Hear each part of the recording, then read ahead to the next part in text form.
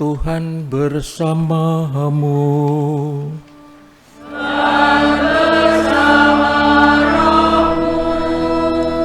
Inilah Injil Yesus Kristus menurut Lukas.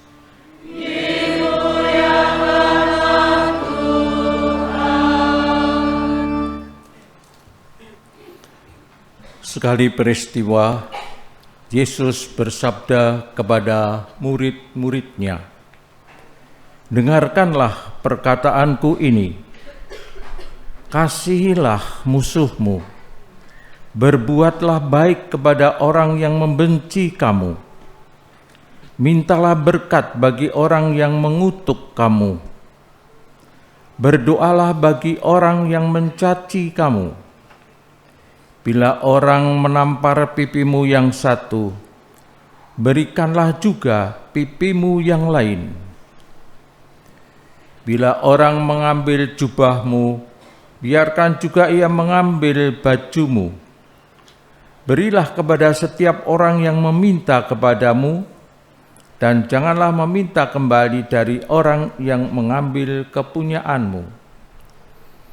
Sebagaimana kamu kehendaki orang berbuat kepadamu, demikian pula hendaknya kamu berbuat kepada mereka. Kalau kamu mengasihi orang yang mengasihi kamu, apakah jasamu? Orang-orang berdosa pun mengasihi orang-orang yang mengasihi mereka. Kalau kamu berbuat baik kepada orang yang berbuat baik kepadamu, apakah jasamu? Orang-orang berdosa pun berbuat demikian. Dan kalau kamu memberikan pinjaman kepada orang dengan harapan akan memperoleh sesuatu daripadanya, apakah jasamu? Orang-orang berdosa pun meminjamkan kepada orang-orang berdosa, supaya mereka menerima kembali sama banyak. Tetapi kamu kasihilah musuhmu dan berbuatlah baik kepada mereka, dan berilah pinjaman tanpa mengharapkan balasan, maka ganjaranmu akan besar, dan kamu akan menjadi anak-anak Allah yang Maha Tinggi. Sebab Ia baik terhadap orang-orang yang tidak tahu berterima kasih dan terhadap orang-orang jahat. Hendaklah kamu murah hati, sebagaimana Bapamu murah hati adanya. Janganlah kamu menghakimi, maka kamu pun tidak akan dihakimi. Dan janganlah kamu menghukum, maka kamu pun tidak akan dihukum. Ampunilah, maka kamu akan diampuni. Berilah, maka kamu akan diberi. Suatu takaran yang baik, yang dipadatkan, yang diguncang dan tumpah keluar, akan dicurahkan ke pangkuanmu. Sebab ukuran yang kamu pakai akan diukurkan pula kepadamu. Demikianlah sabda Tuhan.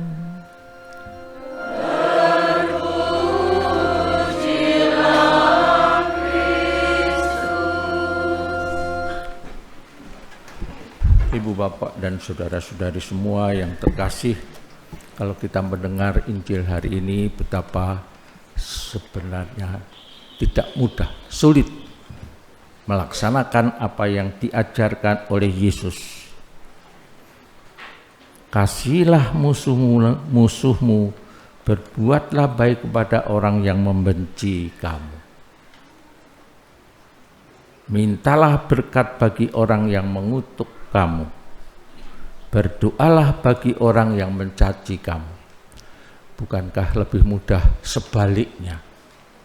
Kalau dia mencaci maki, ganti saya juga mencaci maki.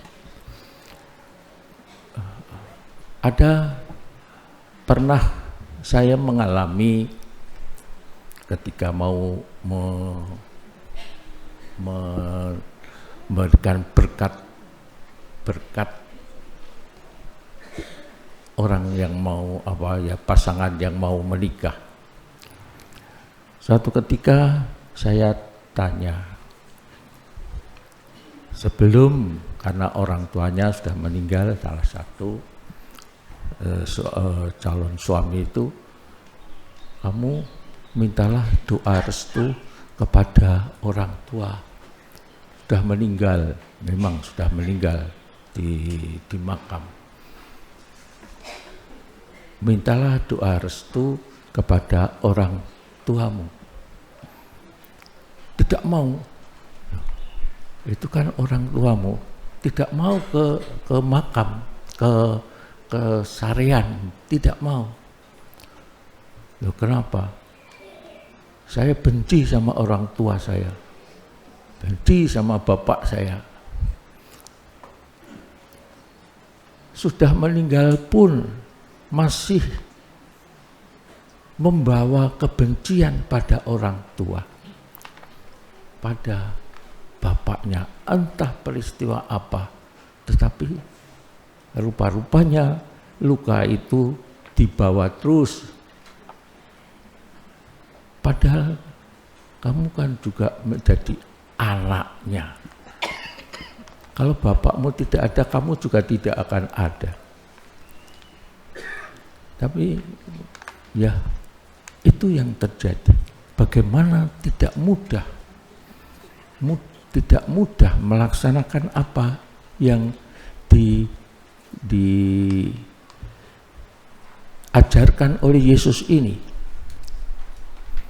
Kalau dia tidak mempunyai spirit rohani yang mendalam, pasti tidak bisa. Kalau dia tidak berdoa, pasti tidak bisa. Karena motifnya itu hanya satu, yaitu mengasihi Allah. Kenapa Daud dan Saul ini, Raja Saul, ketika dikejar-kejar, Daud itu dikejar-kejar oleh pasukannya Abner, siapa namanya tadi itu, bersama pasukannya Saul, Abner.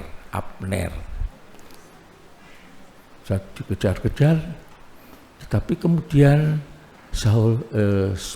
Raja Saul tertidur di dalam sebuah gua, tertidur di dalam pengejaran Daud itu, dia tertidur di sana dengan pasukannya, dengan kelompoknya. Tidur, tombaknya diletakkan di sebelah kanannya itu, di dekat kepalanya, sambil membawa air biasa. Itulah ya kalau untuk air untuk kalau kehausan di dalam perjalanan. Dan kemudian apa yang terjadi? Daud, Abisai pasukannya Daud, mereka ada di situ, mengetahui bahwa mereka sedang tidur. Kesempatan untuk membunuhnya. Pasukan Daud itu kesempatan untuk membunuhnya. Tapi apa yang dikatakan oleh Daud kepada Abisai yang sudah mendapatkan kesempatan untuk membunuh, untuk membalas, boleh dikatakan, karena dia dikejar-kejar untuk kematiannya.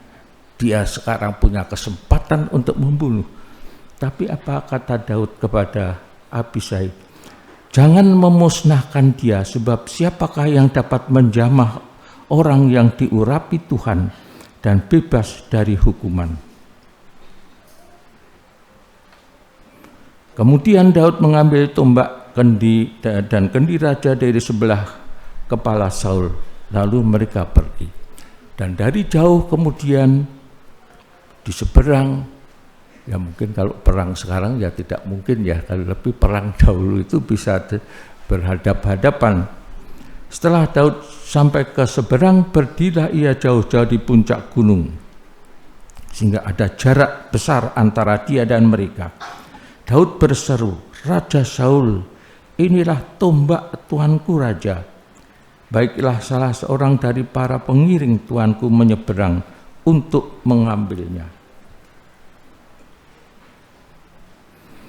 Tuhan akan membalas kebenaran dan kesetiaan setiap orang, sebab pada hari ini Tuhan menyerahkan tuanku ke dalam tanganku, tetapi aku tidak mau menjamah orang yang diurapi Tuhan.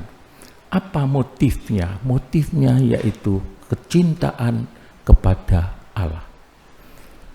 Kenapa orang bisa, kalau itu tidak ada, maka balas membalas. Hukumnya balas membalas. Kalau dia telah merugikan saya juga akan merugikan, membuat dia rugi besar. Sama-sama, syukur lebih besar lagi. Kalau tidak ada motif, alasan untuk mengasihi Allah yang telah memberikan belas kasih yang besar, kecintaan yang besar, anugerah yang besar kepada orang, tidak bisa dan tidak akan melaksanakannya. Seperti yang tadi saya ceritakan di depan, bagaimana mempelai itu hanya saya minta untuk mohon doa restu kepada orang tua yang sudah meninggal, tidak mau. Karena apa? Karena kebencian kepada orang itu. Saya kira itu juga kurang. Mungkin juga kurang berdoa, kurang mendengarkan sabda Tuhan, dan tidak meyakini apa yang dia doakan. Ibu, bapak, dan saudara-saudari semua yang terkasih, karena itu ajaran Yesus ini sebenarnya juga cocok dengan apa yang ditulis di dalam surat Paulus kepada Korintus, umat jemaat Korintus. Manusia Adam baru, bukan dari tanah. Adam baru dari roh yang menghidupkan. Manusia pertama Adam menjadi makhluk yang hidup, tetapi Adam yang akhir menjadi roh yang menghidupkan. Yang mula-mula datang bukanlah yang rohaniah, melainkan yang alamiah. Barulah kemudian datang yang rohaniah. Manusia pertama berasal dari debu tanah, bersifat jasmani. Manusia kedua berasal dari surga, ya Yesus sendiri. Karena itu ibu, bapak, dan saudara-saudari semua, sabda Tuhan ini kendati tidak mudah untuk dilaksanakan di dalam kehidupan kita, tetapi kita sebagai orang beriman yang percaya kepada Yesus, percaya kepada kebangkitan badan, percaya kepada kehidupan abadi, kita mau mencoba untuk melaksanakan ajaran sabda Yesus ini. Memang lebih mudah balas membalas, benci membenci, tetapi kekuatan dari mana untuk lebih dari itu? Kebencian dibalas dengan kebaikan, karena kepercayaan kepada Allah yang berbelas kasih. Karena itu dikatakan, hendaklah kamu murah hati sebagaimana Bapamu murah hati adanya. Marilah kita hening sejenak.